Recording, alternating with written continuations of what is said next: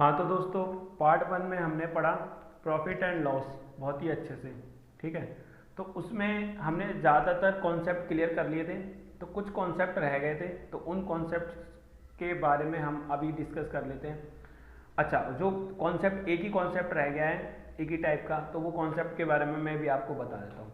तो जब हम पार्ट वन पढ़ रहे थे, तो उसमें जब मैंने पार्ट वन की वीडियो बनाई, तो उसमें मैंने आपको चीज़ें समझाई। तो समझाते टाइम जब मैं आपको मतलब ये पेजेस दिखा रहा था, मतलब ये नोट्स में से पढ़ा रहा था, तो वहाँ पर आप लोगों ने कमेंट में नहीं बताया, जो कि मैंने ध्यान दिया है। ये जो फॉर्मूला था विक्रय मूल्य का, जो लिखा हुआ था, जो कि चीज़ें मैंने एक्सप्लेन नहीं करी है, ये वाली बात सही है, तो हो सकता है आपका ध्यान ना गया हो। तो ये फॉर्मूला ना गलत लिखा हुआ था कि विक्रय मूल्य का क्रय मूल्य मतलब सेलिंग प्राइस का कॉस्ट प्राइस इंटू में 100 प्लस प्रॉफिट परसेंटेज अपॉन 100, ये तो एकदम सही है। बट इसमें क्या हुआ, हाँ, जो लॉस परसेंटेज है वो नीचे लिख दिया गया। तो ये जो मैं लिखवाता हूँ वो बच्चों से लिखवाता हूँ। ठीक है, एक बच्ची है बहुत प्यारी, बहुत अच्छी राइटिंग है उसकी। तो इस कारण से उस बच्ची ने शायद मिस्टेक से ये लिख दिया है। तो 100 माइनस हानि परसेंटेज, यानी कि जो लॉस परसेंटेज है वो क्या आना है मेरे बच्चों, ऊपर आना था। क्या आना था, ऊपर। तो बाय मिस्टेक हो जाता है बच्चों से, ठीक है, बच्चा ही है वो भी, तो कोई बात नहीं, कोई इशू नहीं है। तो मैं आपको एक बात समझाता हूँ, जब भी कॉस्ट प्राइस पता होगा तो ये चीज़ हमेशा 100 डेफिनेटली ऊपर आएगी। 100 plus profit percentage upon 100, 100 minus loss percentage upon 100, जब भी कॉस्ट प्राइस पता होगा। ठीक है, बाकी मैं एक बार वन बाय वन दोबारा से अच्छे से क्लियर कर देता हूँ, तो कोई डाउट वाली बात नहीं। और बाकी इस बात के लिए हम सॉरी बोलते हैं आपसे, ठीक है, गलती के लिए। तो देखो, कॉस्ट प्राइस अगर हम मुझे पता है और मुझे कॉस्ट प्राइस मुझे निकालना है और सेलिंग प्राइस और मुझे प्रॉफिट परसेंटेज पता है, तो फॉर्मूला क्या लगेगा, 100 प्रॉफिट परसेंटेज पता है तो 100 प्लस प्रॉफिट परसेंटेज। इतनी बात समझ में आ गई, कोई दिक्कत वाली बात तो नहीं। चलें आगे। अगर मुझे कॉस्ट ही प्राइस पता है, सेलिंग प्राइस ही पता है, निकालना मुझे कॉस्ट प्राइस है, तब क्या आएगा, 100 माइनस में लॉस परसेंटेज। फॉर्मूला सेम रहा दोनों में, बस वहाँ प्रॉफिट था तो प्लस लगा और लॉस है तो माइनस लगेगा। क्लियर है। अब मुझे पता है कॉस्ट प्राइस और निकालना मुझे सेलिंग प्राइस है। तो कॉस्ट प्राइस जब पता होता है तो हमें क्या करते हैं, बस ये दोनों चीज़ें ऊपर आती हैं, मतलब ये वाली चीज़ 100, अगर प्रॉफिट पता है तो प्रॉफिट परसेंटेज अपॉन में 100। इतनी बात समझ में आ गई, कोई दिक्कत वाली बात तो नहीं। अब मुझे पता है सेलिंग प्राइस निकालना है और कॉस्ट प्राइस पता है, तो मैं क्या करूँगा, 100 माइनस में लॉस परसेंटेज अपॉन में क्या आएगा, 100। इतनी बात सबको समझ में आ गई, कोई दिक्कत वाली बात तो नहीं। ये चार फॉर्मूले हैं, इन चारों फॉर्मूलों को याद करने का सिंपल सी ट्रिक ये है, जब भी मुझे कॉस्ट प्राइस पता हो तो 100 प्लस प्रॉफिट परसेंटेज, यानी जो 100 प्लस या माइनस वाली बात है वो ऊपर आएंगी और 100 नीचे आएगा। इस तरीके से ध्यान रखो। और जब भी सेलिंग प्राइस पता हो और निकालना है कॉस्ट प्राइस, तो 100 प्लस और 100 माइनस वाली जो बातें हैं वो नीचे आएंगी। तो इसमें हो जाती है कन्फ्यूजन ना, बच्चों से हो जाती है, आप लोगों से भी होती होगी, तो कोई बात नहीं, जो भी होना था वो हो गया, तो कोई दिक्कत वाली बात नहीं। अभी फिलहाल हम क्वेश्चन देखेंगे यहाँ पे। ठीक है, तो आप इन चीज़ों को ना ही देखें तो ज़्यादा ही सही है ना। तो आप बस इस क्वेश्चन को देखें, क्वेश्चन को देखो आप।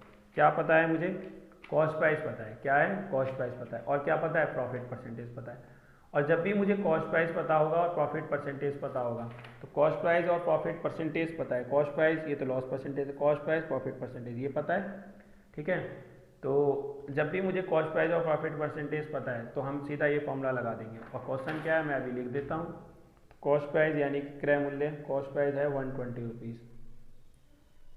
और प्रॉफिट परसेंटेज कितना है, 25% है। हिंदी मीडियम वाले बच्चों तुम भी देख लो, लाभ परसेंटेज है और यहाँ पे मुझे क्रय मूल्य पता है। क्लियर है, इतनी तो दिक्कत आती नहीं होगी, है ना। हिंदी और इंग्लिश ये चीज़ें तो नॉर्मल ही है, हिंदी वालों को भी इंग्लिश तो सीखनी है आज नहीं तो कल। इतनी बात समझ आई। तो मुझे निकालना है सेलिंग प्राइस यानी कि विक्रय मूल्य, तो लगाऊँ डायरेक्ट फॉर्मूला, लगाते हैं भाई। तो कॉस्ट प्राइस मुझे पता है, तो कॉस्ट प्राइस इंटू में एक बार मैं लिख देता हूँ 100 प्लस में प्रॉफिट परसेंटेज अपॉन में 100। कॉस्ट प्राइस कितना है 120, 100 प्लस में 25, नीचे आ गया 100, यहाँ आ गया 20 इंटू में 125 अपॉन में 100।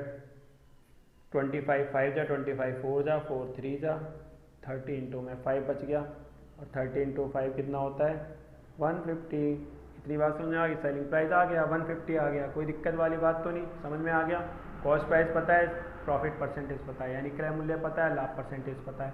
तो मैंने निकाला सेलिंग प्राइस, फॉर्मूला बताया पहले 100 cost price into 100 plus profit percentage यानी लाभ परसेंट अपॉन में 100। फॉर्मूला लगाया, कट कुट किया और सिंपली आंसर आ गया। इतनी बात समझ में आ गई। अब ये क्वेश्चन है तो आपको खुद करके दिखाना है, बट एक मैं कर देता हूँ दोबारा से, क्योंकि मेरा करना भी बहुत ज़रूरी है ना। मैं नहीं करूँगा तो कैसे बात बनेगी। एक तो करना ही होगा। एक मिनट को, एक मिनट देखो, सीट ले लो। हाँ अब देखो, अब पता है मुझे क्या, ये तो क्वेश्चन नहीं, ये वाला क्वेश्चन नहीं है, उनके क्वेश्चंस होंगे, किधर होंगे क्वेश्चन करने वाले। एक मिनट, जस्ट अ मिनट, कोई बात नहीं, मैं अपनी तरफ से दे देता हूँ। ये देखो, अगर मान लो मुझे पता है विक्रय मूल्य, विक्रय मूल्य पता है मुझे 750, क्लियर है, 50 मतलब 7500 रुपये, और मुझे पता है जो लॉस परसेंटेज है यानी जो हानि परसेंट है वो है 25%। इतनी बात समझ में आ गई, जो हानि परसेंटेज यानी कि लॉस परसेंटेज, ठीक है। सेलिंग प्राइस पता है, तो निकालना क्या है मुझे इस बार, कॉस्ट प्राइस निकालना है, हाँ या ना, यानी क्रय मूल्य। फॉर्मूला लगाता हूँ, सीधा निकालता हूँ, सेलिंग प्राइस इंटू में 100 ऊपर और 100 माइनस लॉस परसेंटेज नीचे, बड़े ही ध्यान के साथ लगाने फॉर्मूले। सेलिंग प्राइस कितना है 7500, ऊपर आ गया 100 माइनस में लॉस कितना है 25 है, तो कितना आ गया 7500, इंटू में क्या आ गया 100 से 25 गया तो 75 आ गया, 75 100 से 100 टाइम में चला गया, 100 इंटू में 100 कितना आ गया 10,000 रुपीज़। समझ में आया नहीं आया, इस तरीके से करना है, कोई दिक्कत वाली बात तो नहीं। चलें आगे, अब चलते हैं और आगे।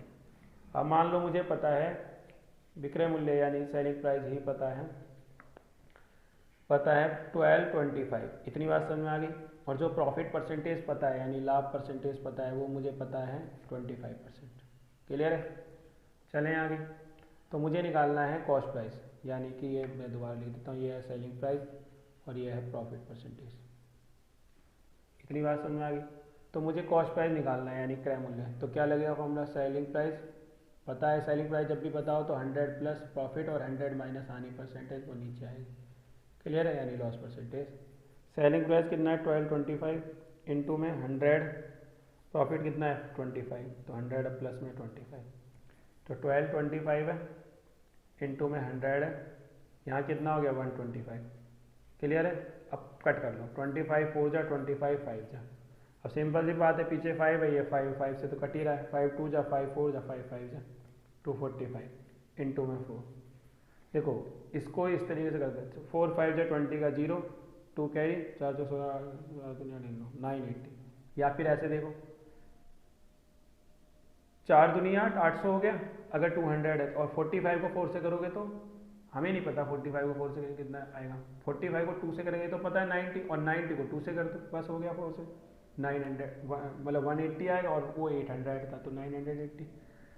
सिखाऊंगा कैलकुलेशन में भी किसी दिन, बहुत वर्क करेंगे, एक वीडियो बनाएंगे अच्छी सी। इतनी बात समझ में आ गई, कोई दिक्कत वाली बात तो नहीं। कुछ क्वेश्चंस मैं दे दे रहा हूँ आपको, फिर आपको बनाना करके दिखाने हो। आपको पता है कॉस्ट प्राइस यानी क्रय मूल्य कितना है 175 1751, और जो लॉ परसेंट है यानी कि प्रॉफिट परसेंट है वो कितना है, वो है 35%। इतनी बात समझ में आ गई, देख लो, क्लियर है, ये हो गया, लिख लिया, आगे चलें। इस बार विक्रय मूल्य कितना है यानी कि सेलिंग प्राइस, सेलिंग प्राइस है 1225 रुपये, क्लियर है, 1250। कितनी बात समझ में आ गई।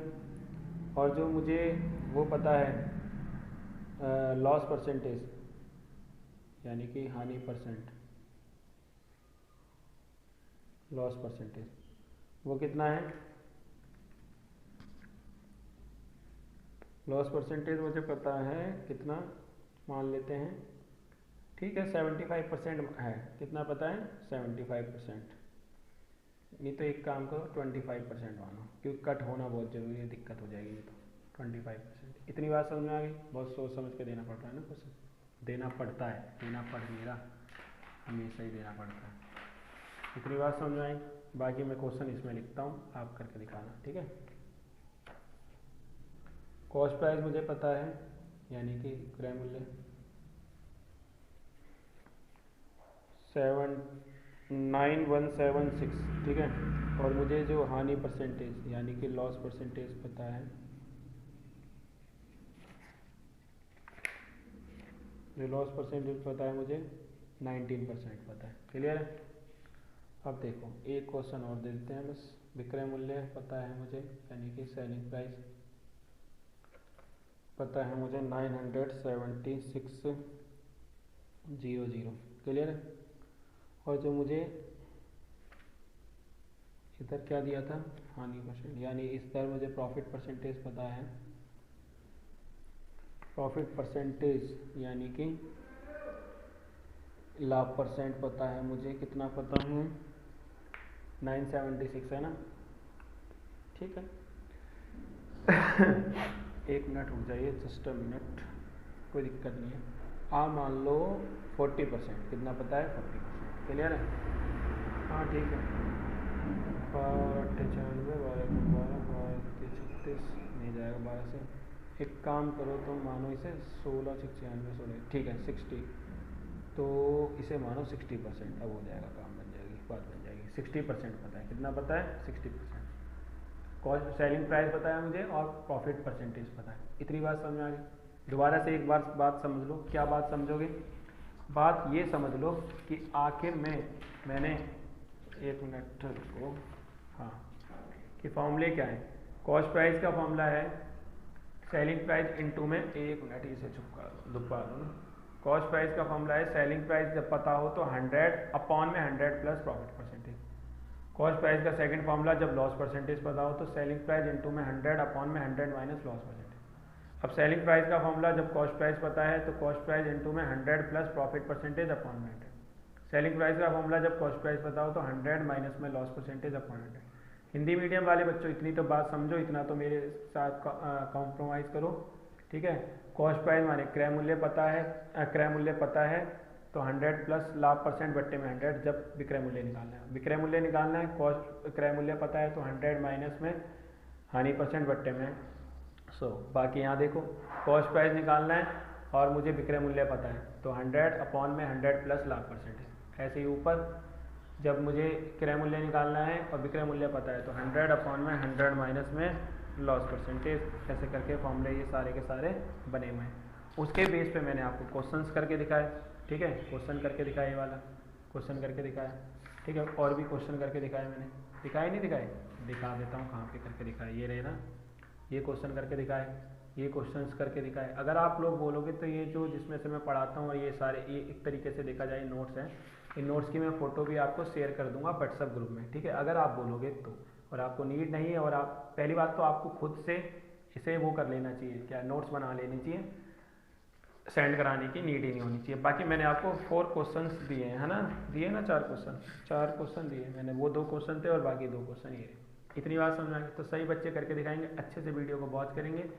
ये पार्ट 2 होने वाला है, ये पार्ट 2 थोड़ा सा बड़ा होने वाला है, ठीक है। पार्ट 2 में मैं आपको ये, इसके साथ साथ अब आगे हम क्वेश्चंस पढ़ेंगे, क्या कहते हैं, हाँ, क्वेश्चन करेंगे। क्वेश्चन नंबर 1 से लेके क्वेश्चन नंबर 10 तक हम कंप्लीट करेंगे उसमें। और बाकी 4 to 5 क्वेश्चन मैं आपको टास्क के लिए दूंगा, यानी खुद करना होगा आपको। जो भी क्वेश्चन में अगर आपको डाउट आएगा तो आप कमेंट बॉक्स में कमेंट करेंगे, उसके बाद मैं आपको क्लियर करूंगा।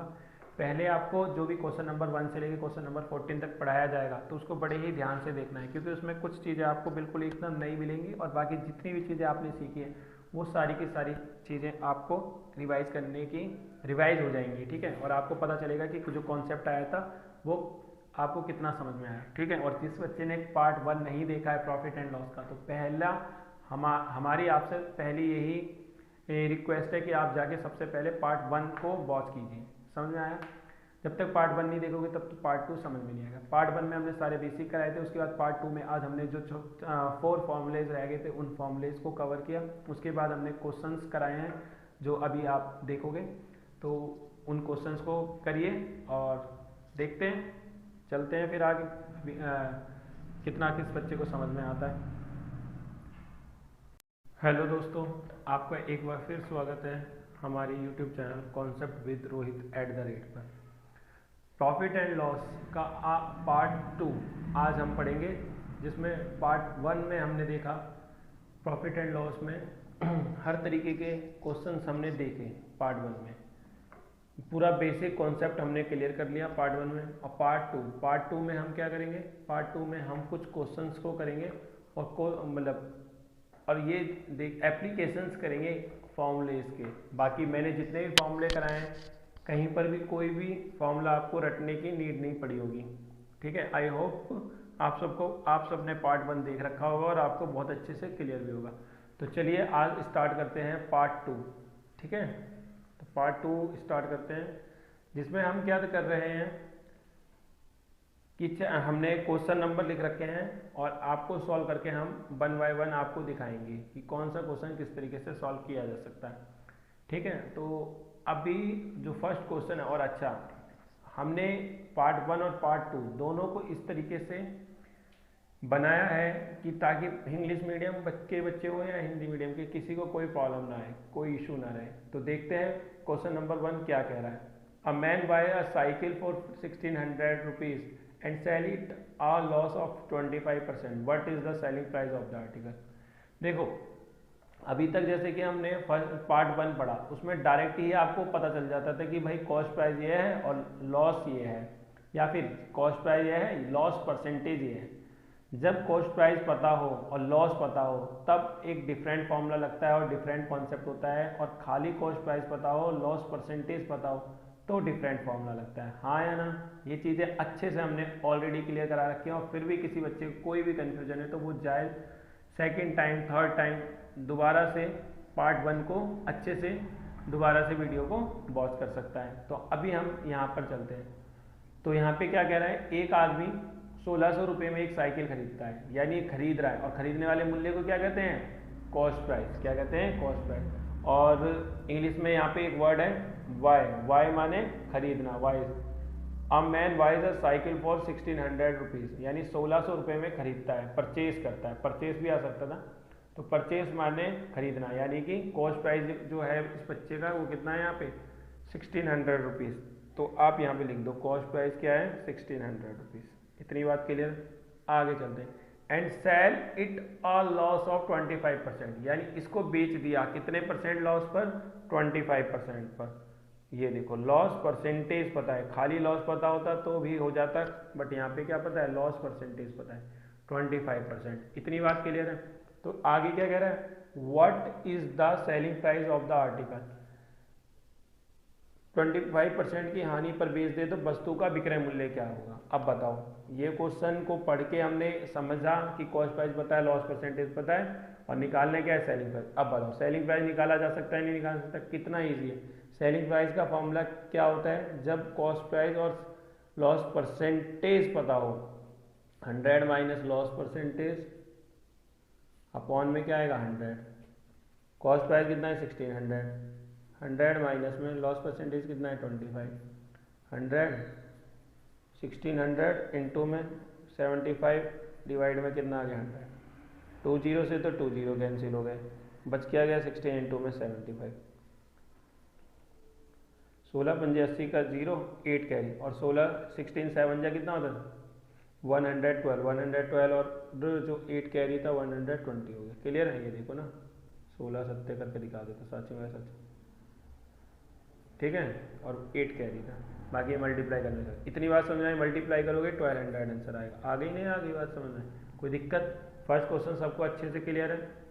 एक बंदा है, वो साइकिल कितने रुपए में खरीदता है? 1600 रुपये में। बेचता कैसे?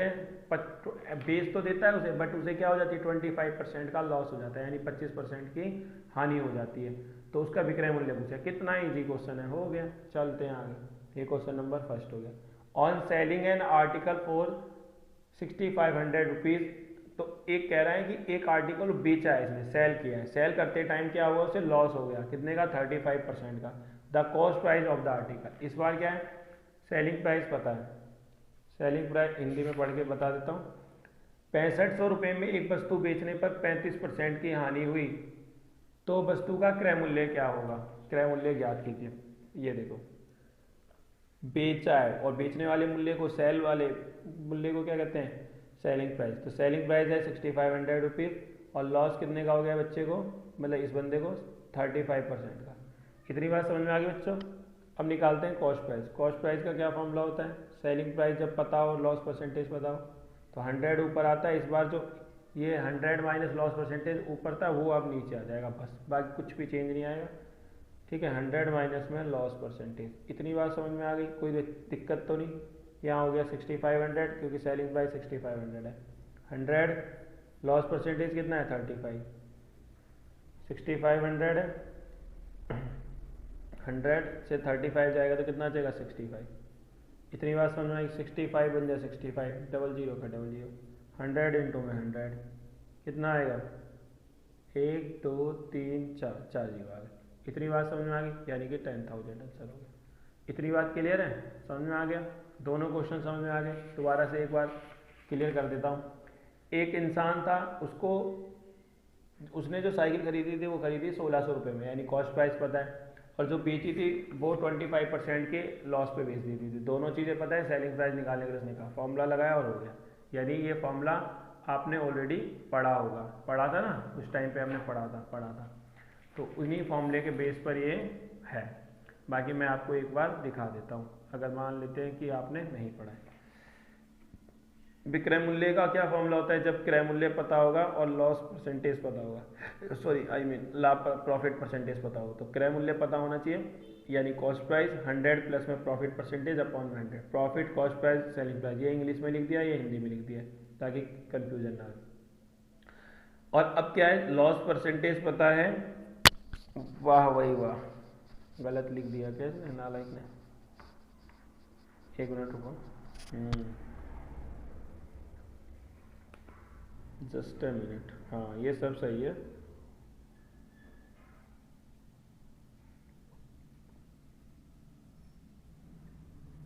ये गलत हो गया, ठीक है।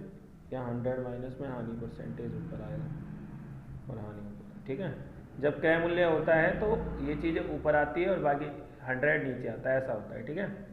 और क्रय मूल्य, अब की बार क्रय मूल्य निकाल, और जब भी क्रय मूल्य पता हो तो ये चीज़ें क्या होती है, नीचे आती है। 100 प्लस प्रॉफिट परसेंटेज है, तो ऐसे ही अगर लॉस परसेंटेज होता है तो 100 माइनस हानि परसेंटेज आ जाएगा। इतनी बात क्लियर है। चलें आगे, देखो दिखा देता हूँ। जब भी हमें कॉस्ट प्राइस पता है, तो अगर मुझे प्रॉफिट मतलब लाभ परसेंट पता है तो लाभ परसेंट ऊपर आएगा, प्लस लगेगा, नीचे 100। जब हमें निकालना है विक्रय मूल्य, यानी कि सेलिंग प्राइस, कि सेलिंग प्राइस क्लियर है, कॉस्ट प्राइस पता है, तो यहाँ प्रॉफिट परसेंटेज। इतनी बात समझ में आ गई, कोई दिक्कत वाली बात तो नहीं। बट हाँ, ऐसे ही जब मुझे लॉस परसेंटेज पता है, फॉर्मूला सब कुछ सेम रहेगा, बस यहाँ प्लस था तो अब के बार क्या आ जाएगा, माइनस आ जाएगा। इतनी बात समझ में आ गई, है ही जी नहीं है, ऐसे करते हैं। मगर जब हमें मान लो अब हमें निकालना है कॉस्ट प्राइस, क्या निकालना है, कॉस्ट प्राइस, और मुझे पता है सेलिंग प्राइस। तो सेलिंग प्राइस जब भी पता होगा, यानी कि विक्रय मूल्य, तो हमें क्या करेंगे, 100 को इस बार ऊपर रखेंगे, बाकी जो 100 प्लस प्रॉफिट परसेंटेज और जो हानि परसेंट है, यानी कि लॉस परसेंटेज और प्रॉफिट परसेंटेज, वो आएगा इस बार नीचे। प्रॉफिट परसेंटेज पता होगा तो प्लस लगाते हैं, और लॉस परसेंटेज पता होगा तो माइनस लगाते हैं। पता ही है तुम लोगों को तो ये बात। आगे चलते हैं, इतनी बात क्लियर है। चलते आगे। वो हल्का सा किसी बच्चे से मैंने लिखवाया था तो वो गलत लिख दिया उसने, क्योंकि मेरी राइटिंग तो है थोड़ी सी गंदी, तो इसलिए मैं तो लिख नहीं पाता ये सब चीज़ें, ठीक है। तो उस बच्चा है कन्फ्यूजन तो हो ही जाती है, ठीक है। तो कोई बात नहीं, मगर क्लियर तो कर ही दिया है, तो ये इस चीज़ों पे ध्यान ना दें, ठीक। आगे चलते हैं। हो जाती है इंसान से बच्चों मिस्टेक, है कि नहीं। तो इंसान ही है, इंसान गलती नहीं करेगा तो कौन करेगा। अ मैन, एक जो बंदा है, बॉथ, ये बाई की सेकंड फॉर्म, खरीदा था क्या, ओल्ड टाइपराइटर, एक पुराना टाइपराइटर खरीदा था जिससे आप लोग टाइपिंग करते हैं, एंड स्पेंट, और उस पर खर्च कर दिए 200 रुपीज़ और इसके रिपेयर पे, यानी इसको सही कराने में 200 रुपये खर्च कर दिए। इतनी बात क्लियर है। ही सोल्ड इट फॉर 1680 रुपीज़, यानी 1680 रुपीज़ इस प्रॉफिट परसेंटेज। तो उसका प्रॉफिट परसेंटेज क्या था, मेरी बात को समझो। जो ओल्ड टाइप राइटर था उसको इसने खरीदा कितने में था, यानी अगर देखा जाए तो कॉस्ट प्राइस कितना है उसका 1200 रुपीज़ है, हाँ या ना। और क्या कहते हैं उसे, कहते हैं स्पेंट ऑन रिपेयर, उसे सही कराने में उसने कितने रुपए खर्च कर दिया, 200 रुपीज़। कभी भी हमने कोई भी चीज़ परचेज करी, ठीक है, उसको सही कराने में यानी रिपेयर कराने में, या उस पर जो भी एक्स्ट्रा रुपीज़ हम लगाते हैं, उन सब चीज़ों को करने में हमें जो भी एक्स्ट्रा रुपीज़ हमें देने पड़ते हैं वो सारे के सारे कॉस्ट प्राइस में ही ऐड हो जाते हैं। जैसे बताता हूँ, जैसे मान लो आपने एक चेयर खरीदी या फिर आपने एक टेबल खरीदी, तो जिस शॉप से आपने खरीदी, अब वहाँ से आपको घर तक लाने के लिए जो रिक्शे वाले को भी रेंट देना पड़ेगा यानी किराया देना पड़ेगा, वो भी कॉस्ट प्राइस में ऐड होगा, क्योंकि ओवरऑल आपने कितने रुपए उस पर खर्च कर दिया अपने बनाने में। उसे मान लो आपने 5000 में कोई चीज़ खरीद ली, 5000 में मान लो आपने बाइक खरीद ली, बट जो बाइक था, बाइक अब लेके चलोगे आप रोड पे, तो आपको तो पुलिस पकड़ लेगी, इंश्योरेंस कराना पड़ेगा, आपको कराना पड़ेगा नहीं कराना पड़ेगा, और लाइसेंस बनवाना पड़ेगा, और भी बहुत सारी चीज़ें होती हैं बाइक में। और मान लो आपने पुरानी खरीदी थी 5000 में, तो क्या होगा, उसको सही कराने में मान लो उसकी ब्रेक फेल थी या फिर कोई उसके इंजन में प्रॉब्लम थी, तो वो सब सही कराने में आपने 3000 और लगा दिए, तो टोटल कितना हो गया, 8000 रुपीज़ हो गया आपका। यानी जो कॉस्ट प्राइस है वो बाइक का, वो क्या 5000 नहीं माना जाएगा, 8000 माना जाएगा, यानी कि वो ऐड हो जाता है उसके अंदर। इतनी बात समझ में। वैसे ही यहाँ पे कॉस्ट प्राइस जो टाइप राइटर का वो क्या है, 1200 है। स्पेंट ऑन रिपेयर, रिपेयर पे कितना रुपये खर्च कर दिया, 200। तो जो कहेंगे ना टोटल जो कॉस्ट प्राइस है यानी न्यू कॉस्ट प्राइस है, रियल जो कॉस्ट प्राइस है रियल, तो वो कितना है मेरे बच्चों, 1400। अब मान लो यहाँ spent on repair cost price है टाइप राइटर, अब मान लो कह देता टाइप राइटर को पे उसने 150 रुपीज़ टैक्स भी दिया, तो भी कॉस्ट प्राइस में ऐड होता वो टैक्स, समझ में आया। टैक्स दे देता वो मान लो 150 रुपीज़, तो भी 150 भी ऐड हो जाता है, यानी 1550 रुपीज़ हो जाता है इसका कॉस्ट प्राइस, समझे, ऐसा होता है। बाकी आगे चलते हैं।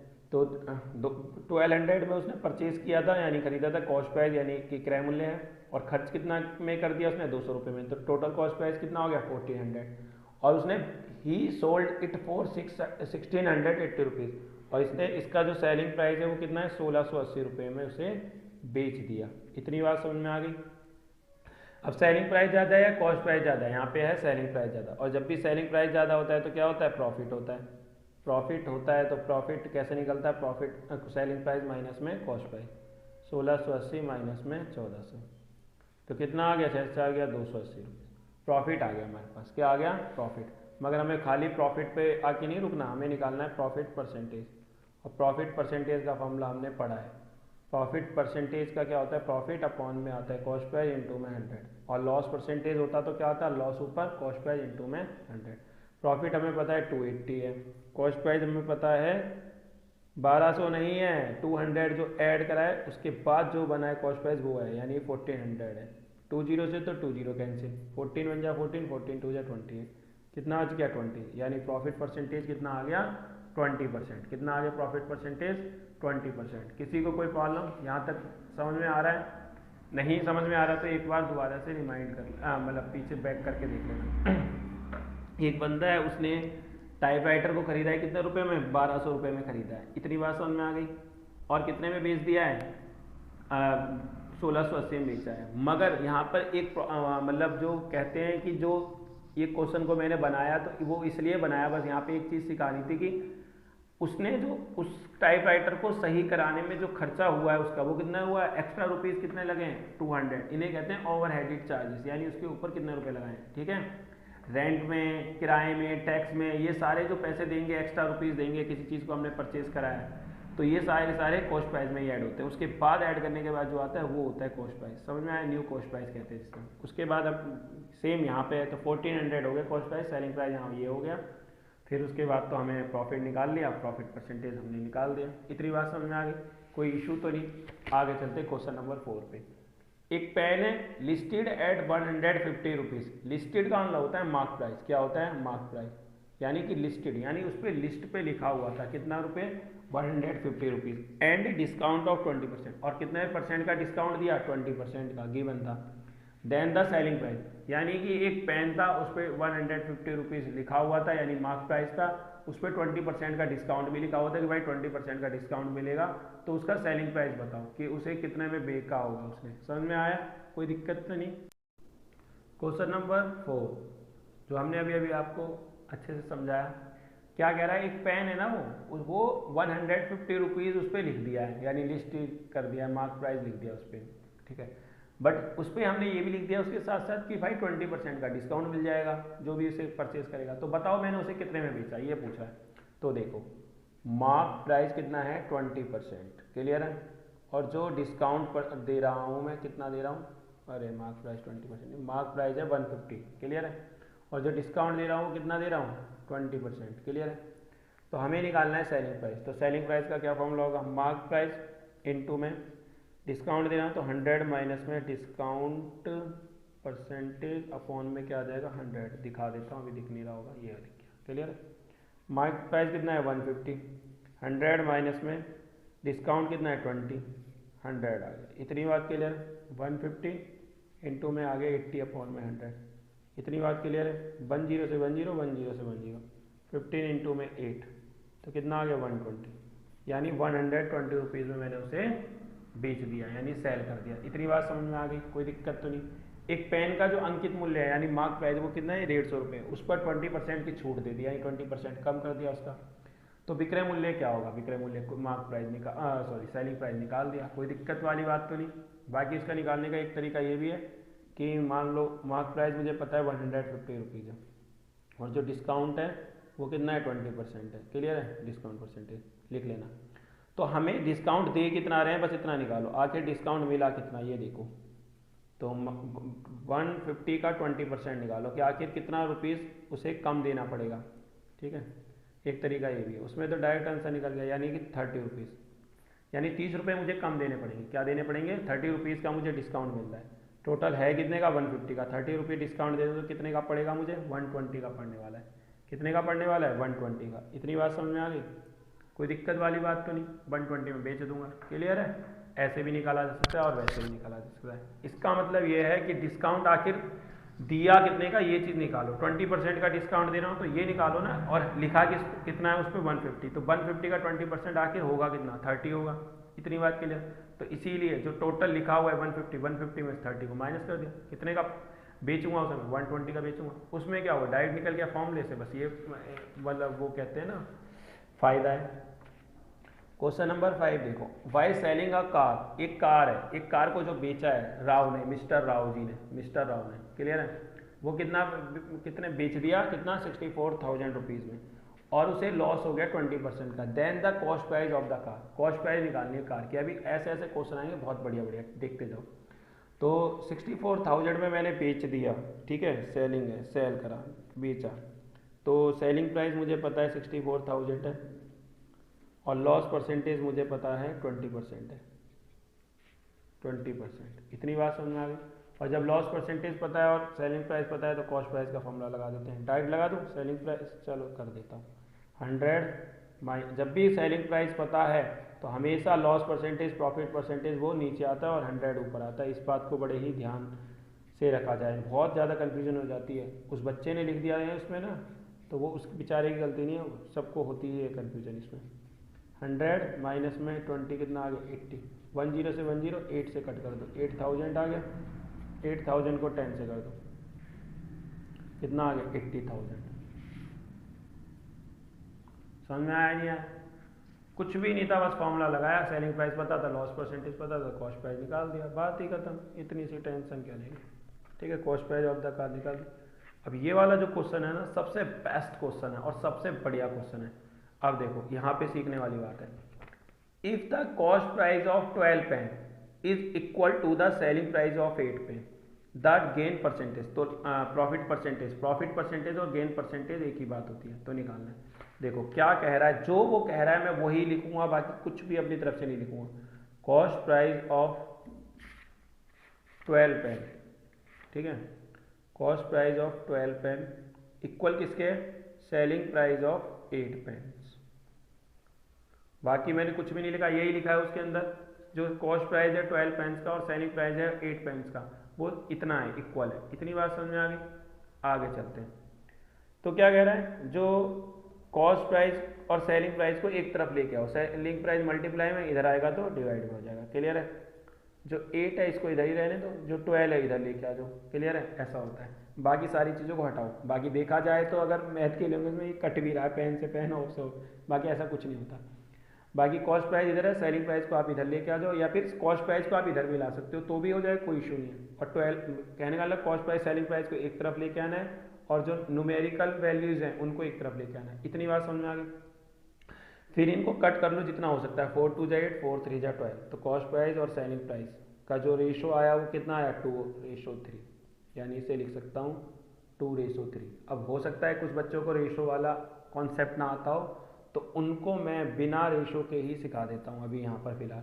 कॉस्ट प्राइस के आगे कितना है, 2, तो लेट मान लो कॉस्ट प्राइस है 2 ही है, ठीक है, और 2x मान लो, ठीक है। और सेलिंग प्राइस क्या हो गया, जो भी उसके आगे उसके 3x मान लो। इतनी बात समझ में आ गई? अब बताओ 2x ज़्यादा है या 3x ज़्यादा है? 3x ज़्यादा है। तो क्या बड़ा कौन है, प्रॉफिट सेलिंग प्राइस या कॉस्ट प्राइस? Selling price. और जब भी सेलिंग प्राइस बड़ा होता है तो क्या होता है, प्रॉफिट होता है। तो कितना आ गया प्रॉफिट, 3x में से 2x जाएगा तो 1x आ जाएगा, हाँ या ना? और जब मुझे प्रॉफिट हो रहा है x रुपीज़ का, तो मुझे निकालना है प्रॉफिट परसेंटेज। ये देखो हम निकालता हूँ प्रॉफिट परसेंटेज। प्रॉफिट परसेंटेज क्या होगा, प्रॉफिट ऊपर आएगा, कॉस्ट प्राइस नीचे। कॉस्ट प्राइस कितना है, 2x, इनटू में क्या है 100, ठीक है।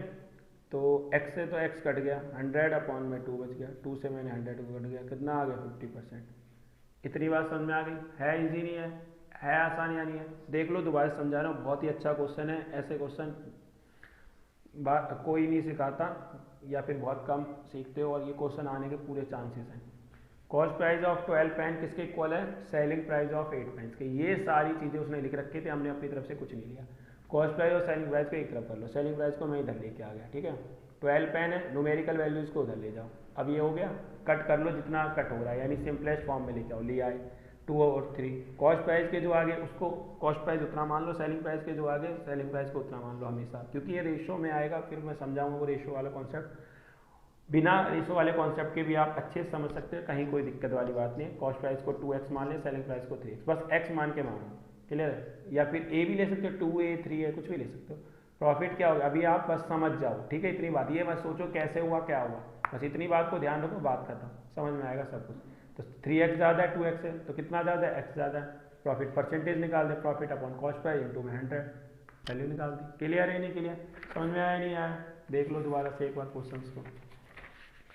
जो कॉस्ट प्राइस है 12 पेन का वो किसके इक्वल है, सेलिंग प्राइस ऑफ 8 पेन। यही मैंने लिखा था, कुछ अलग से तो लिखा नहीं था। इतनी बात समझ में आ गई? अब सेम ऐसा क्वेश्चन एक और आ रहा है, आप चाहो तो खुद वीडियो को पॉज करके खुद से ट्राई कर सकते हो, ठीक है, नहीं तो मैं कर ही रहा हूँ। कॉस्ट प्राइस ऑफ 8 आर्टिकल, देखो 8 आर्टिकल हो, 8 पेन हो, या फिर 8 कुछ भी ऑरेंजेस हो, कुछ भी कोई भी नाम आ जाए, उससे कोई भी मतलब नहीं है, बस ऐसा लिख low cost price of 8 article है तो आर्टिकल लिख लो। चलो selling price of 9, selling price of 9 article, क्योंकि ये सब हटना ही है, आर्टिकल पार्टिकल ऑरेंज जो भी रहेगा, आर्टिकल दिखा दे रहा हूँ। अब कॉस्ट प्राइस सेलिंग प्राइस को एक तरफ लिया, कॉस्ट प्राइस यहाँ है, सेलिंग प्राइस को इधर लेके आ जाओ। अच्छा इस बार ना एक काम करता हूँ, सेलिंग प्राइस को इधर लेके जाता हूँ, कॉस्ट प्राइस को इधर लेके जाता हूँ। 8 को यहीं रहने तो 9 को इधर ले आओ, यानी न्यूमेरिकल वैल्यू ऐसी रहने। सेलिंग प्राइस है, कॉस्ट प्राइस को इधर लेके आ दो, ताकि तुम्हें ये लगे ना कि दोनों तरीके से हो सकता है कि इधर भी लेके आ दो। इतनी बात समझ में आ गई? अब सेलिंग प्राइस के आगे क्या है, 8 है, तो सेलिंग प्राइस मान लिया 8x है। कॉस्ट प्राइस के आगे क्या है, 9 है, तो कॉस्ट प्राइस मान लिया 9x है। इतनी बात समझ में आ गई? अब बताओ कॉस्ट प्राइस ज़्यादा है या सेलिंग प्राइस ज़्यादा है?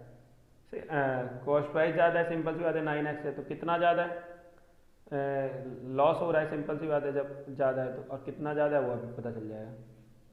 9x माइनस में 8x कितना आ गया, x आ गया। क्लियर है? और जब हमारे पास लॉस आ गया तो मेरे बच्चों लॉस परसेंटेज निकालना कौन सी बड़ी बात है, लॉस अपॉन में कॉस्ट प्राइस इंटू में 100। तो लॉस कितना है, x है, कॉस्ट प्राइस कितना है 9x है, इंटू में क्या है 100 है। इतनी बात समझ में आ गई? x से x कट गया, बच क्या गया 100 अपॉन में 9। क्लियर है? अब इसे मिक्स फ्रैक्शन में लिख दो, डिवाइड तो ये होगा नहीं। 11 सही 1/9%। इतनी बात समझ में आ गई? कोई दिक्कत वाली बात तो नहीं? चलें आगे। कॉस्ट प्राइस ऑफ 8 आर्टिकल किसके इक्वल है, सेलिंग प्राइस ऑफ 9 आर्टिकल के। तो सेलिंग प्राइस और कॉस्ट प्राइस को मैंने एक तरफ कर लिया, न्यूमेरिकल वैल्यूज़ को एक तरफ कर लिया, सेलिंग प्राइस के आगे जो है मैंने वो मान लिया, कॉस्ट प्राइस के आगे जो है मैंने वो मान लिया उनको, और फिर यहाँ से लॉस हो रहा है तो लॉस पता लगा लिया, और फिर लॉस परसेंटेज मैंने उसे निकाल दिया उसका। इतनी बात समझ में आ गई।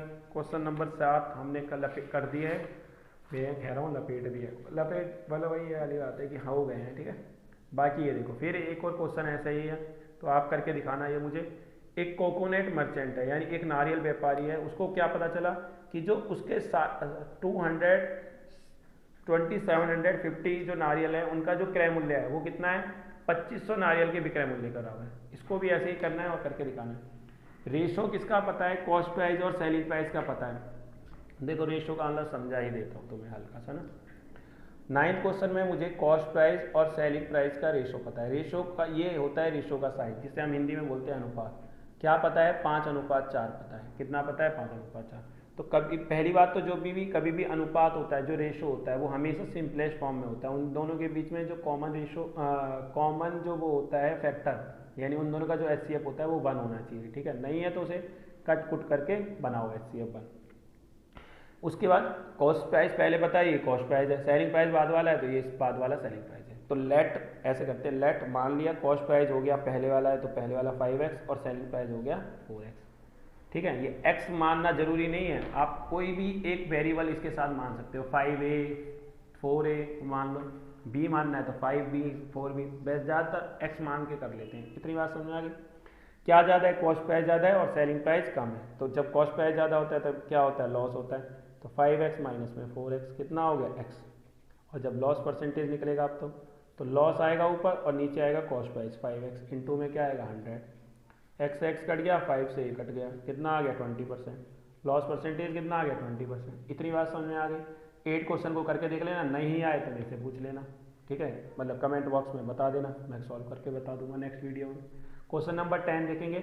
जो सेलिंग प्राइस है एक आर्टिकल का वो कितना है, देखो सेलिंग प्राइस है एक आर्टिकल का क्या है, 8/5 टाइम्स किसका, कॉस्ट प्राइस का। यानी कॉस्ट प्राइस जितना भी है उसका 8/5 टाइम्स कर दो यार, 8/5 गुना कर दो, ठीक है, किसका, कॉस्ट प्राइस का। तो वो क्या आ जाएगा, सेलिंग प्राइस आ जाएगा। देखो सेलिंग प्राइस को यहीं रहने दो, कॉस्ट प्राइस को इधर लेके आ जाओ, 8/5। फिर वही वाला गेम खेलो, सेलिंग प्राइस के आगे 8 है तो सेलिंग प्राइस हो गया 8x, कॉस्ट प्राइस के आगे 5 है तो 5x मान लिया सेलिंग कॉस्ट प्राइस को।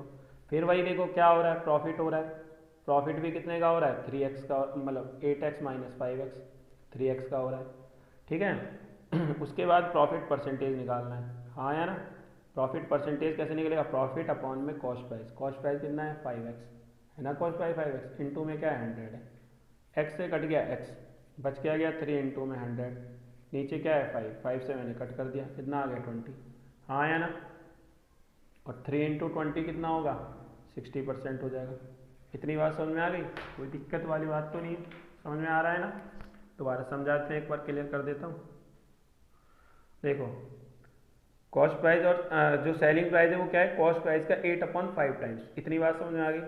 कॉस्ट प्राइस को मैं एक तरफ लेके आ गया, सेलिंग प्राइस कॉस्ट प्राइस, ये क्या हो गया 8/5, तो सेलिंग प्राइस मान लिया 8x है और कॉस्ट प्राइस मान लिया 5x है। उसके बाद देखा कौन ज़्यादा है, सेलिंग प्राइस ज़्यादा है, तो प्रॉफिट हो रहा है 8x माइनस 5x, कितना हो गया 3x हो गया। मुझे निकालना है प्रॉफिट परसेंटेज, प्रॉफिट अपॉन में कॉस्ट प्राइस, कॉस्ट प्राइस कितना था 5x इंटू में 100 है, तो x कट गया, 3 इंटू 100 है अपॉन में 5 से मैंने इसे कट कर दिया, 3 इंटू 20 कितना हो गया 60% हो गया। समझ में आ गया। इस तरीके के क्वेश्चन सबको समझ में आया या नहीं आए। तो देखो हमने इस तरीके के क्वेश्चन सारे के सारे कवर करें और बाकी हमने सिंपल वाले क्वेश्चंस भी कवर करे थे, करे या नहीं करे। तो बाकी आप एक बार हमें बताओ कि आपको अच्छे से क्लियर हुआ नहीं हुआ। और क्वेश्चन नंबर 8 मैंने आपको करने के लिए दिया है, तो बाकी आप इन क्वेश्चंस का भी स्क्रीनशॉट ले लो। ये देखो क्वेश्चन नंबर 10 से लेके 14 तक, और 10 तो मैंने कर ही दिया, ये लो आधा तब ले लिया स्क्रीनशॉट और आधा तब ले लो, दिख रहा है ना सबको, ठीक है, ये लो ले लिया स्क्रीनशॉट। ये क्वेश्चन नंबर 11 से लेके 14 तक आपके लिए ये टास्क है, आप क्वेश्चन करोगे और जिस भी क्वेश्चन में दिक्कत होगा तो वो आप कमेंट बॉक्स में बताओगे, और क्वेश्चन नंबर 8 भी आप मेरे को करके दिखाओगे। और एक फर्स्ट टाइम वीडियो को देखोगे तो बिना कॉपी पेन के देखोगे, और सेकंड टाइम जब वीडियो को देखोगे तो नोट्स बनाते हुए चलोगे। इन सभी क्वेश्चंस की, ये जो क्वेश्चंस लिख रखे इनकी PDF में आपको व्हाट्सएप ग्रुप में सेंड कर दूंगा। हमारे वीडियो के डिस्क्रिप्शन में कमेंट बॉक्स में व्हाट्सएप ग्रुप का लिंक दे रखा है, तो आप व्हाट्सएप ग्रुप में ऐड हो जाइए जल्द से जल्द। और आप कमेंट बॉक्स में बताइए आपको वीडियो कैसे लगी और पार्ट 3 आपको कब तक चाहिए। तो ठीक है दोस्तों, मिलते हैं नेक्स्ट वीडियो में, तब तक के लिए बाय, गुड बाय।